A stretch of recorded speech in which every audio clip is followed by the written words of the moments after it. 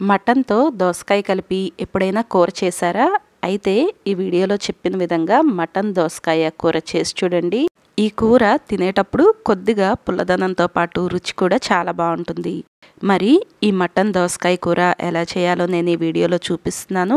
ఈ కూర వచ్చేసి అన్నంతో పాటు చపాతీలో కూడా చాలా బాగుంటుంది. Welcome to Vantalammi. నేను మోనిక. మీరు గనక ఈ ఛానల్ను మొదటిసారిగా చూస్తున్నట్లయితే తప్పకుండా సబ్స్క్రైబ్ చేసుకోండి. మరి ఈ కూర చేసుకోవటం కోసం ముందుగా కుక్కర్లోకి ఒక అరకిలో శుభ్రం చేసిన మటన్ వేసుకుని దీనిలోకి పావు స్పూన్ పసుపు, అర స్పూన్ ఉప్పు, అర స్పూన్ కారం వేసుకోండి. దీనితో పాటు ఒక అర స్పూన్ అల్లం వెల్లుల్లి పేస్ట్ కూడా వేసుకుని ఈ మొత్తాన్ని ఒకసారి బాగా కలిసేలాగా కలుపుకోండి. మటన్ను ఇలా కుక్కర్లో ఉడికించుకునే ముందే కొద్దిగా ఉప్పు, కారం, పసుపు, అల్లం వెల్లుల్లి పేస్ట్ వేయటం వలన ఇవన్నీ ముక్కకు బాగా పట్టి మంచి రుచి వస్తుందండి. ఇలా కలిపి కుక్కర్ మూత పెట్టేసి స్టవ్ను మీడియం ఫ్లేమ్లో ఉంచి 3 లేదా 4 విజిల్స్ వచ్చేంత వరకు ఉడికించుకోండి. అదే మటన్ కాస్త ముదురుగా ఉంటే 5-6 విజిల్స్ వచ్చేలాగా చూసుకోండి.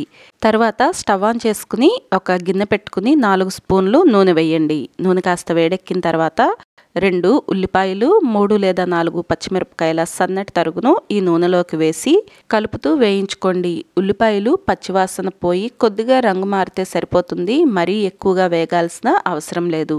వీడియోలో చూపిస్తున్నట్లుగా ఇలా వేగిన తర్వాత దీనిలోకి ఒక 3/4 స్పూన్ వరకు అల్లం వెల్లుల్లి పేస్ట్ వేసుకోండి.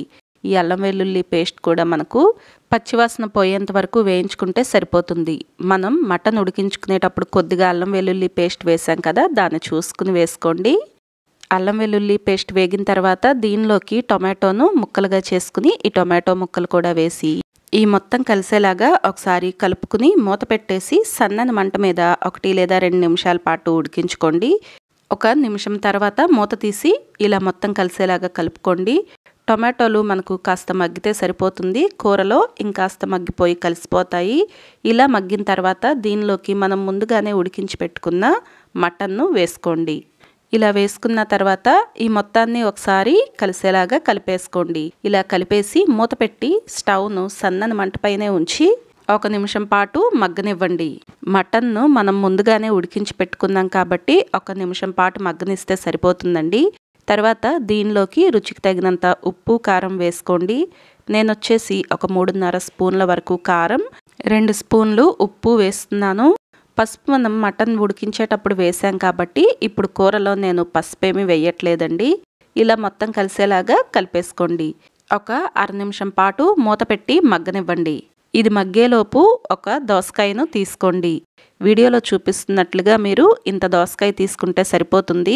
ఈ కూర వండటానికి దోసకాయ వచ్చేసి మరీ పండిన దోసకాయ కాకుండా పచ్చిగా గట్టిగా ఉన్న దోసకాయను తీసుకోండి. దోసకాయ పైన తొక్కు తీసి ఇలా చిన్న ముక్కలుగా చేసి పెట్టుకోండి. దోసకాయను గింజలతో కలిపి వేసుకుంటే రుచి చాలా బాగుంటుందండి. నేను తీసుకున్న దోసకాయ గింజ చేదుంది కాబట్టి నేను గింజలు లేకుండా వేస్తున్నాను. ఒక అర నిమిషం తర్వాత ఈ మటన్లోకి మనం కోసి పెట్టుకున్న దోసకాయ ముక్కలను కూడా వేసి ఈ మొత్తం కలిసేలాగా ఒకసారి కలిపేసుకోవాలి. ఇలా కలుపుకుని మూత పెట్టి మనకు దోసకాయ మగ్గేంత వరకు కూడా వండుకోవాలి. దోసకాయ వచ్చేసి ఒక 5 నుండి 8 నిమిషాల మధ్యలో మనకు మగ్గిపోతుందండి. ఇలా మూత పెట్టేసి మగ్గించుకోండి. 2-3 నిమిషాల తర్వాత ఒకసారి మూత తీసి దీనిలోకి పుదీనా ఆకులు ఒక 4 నుండి 5 వరకు వేసుకోండి. అలాగే కరివేపాకు ఒక రెమ్మ కరివేపాకును కూడా వేయండి. తర్వాత ఈ మొత్తం కలిసేలాగా ఒకసారి కలుపుకుని ఇలాగే మూత పెట్టేసి మరొక 4-5 నిమిషాల పాటు మగ్గనివ్వండి. ఇలా పుదీనా కరివేపాకు వేయటం వలన కూరకు మంచి రుచి వస్తుంది. అలాగే దీని నుండి వచ్చే సువాసన కూడా బాగుంటుంది. 4-5 నిమిషాల పాటు ఇలాగే మూత పెట్టి మగ్గించుకుంటూ ఉంటే తర్వాత మూత తీసి చూస్తే మనకు ఇలా నూనె పైకి తేలుతూ కనిపిస్తూ ఉంటుందండి. అలా ఉన్నప్పుడు దీనిలోకి కొద్దిగా కొత్తిమీర తరుగును వేసుకోండి. అలాగే ఒక పావు స్పూన్ వరకు గరం మసాలా కూడా వేసుకుని మరొక 6 నిమిషం పాటు ఇలాగే మూత పెట్టి మగ్గనివ్వండి. అంతేనండి, మనకు మటన్ దోసకాయ కూర తయారైపోతుంది. మటన్ను ముందుగానే ఉడికించి తీసుకుంటే ఈ కూర చేసుకోవటానికి ఎక్కువ సమయం కూడా పట్టదండి. చాలా త్వరగా అయిపోతుంది. మరి రుచి కూడా చాలా బాగుంటుంది. ఈ వీడియోలో చెప్పిన మటన్ దోసకాయ కూర తయారీ విధానం మీకు నచ్చితే ఈ వీడియోను తప్పకుండా లైక్ చేయండి. అలాగే ఈ వీడియోని మీ ఫ్రెండ్స్ ఇంకా ఫ్యామిలీ మెంబర్స్కు షేర్ చేయండి. మీరు కూడా ఈ వీడియోలో చెప్పిన విధంగా దోసకాయ మటన్ కూర చేసి మీకు ఎలా అనిపించిందో కమెంట్ సెక్షన్లో కమెంట్ చేయండి.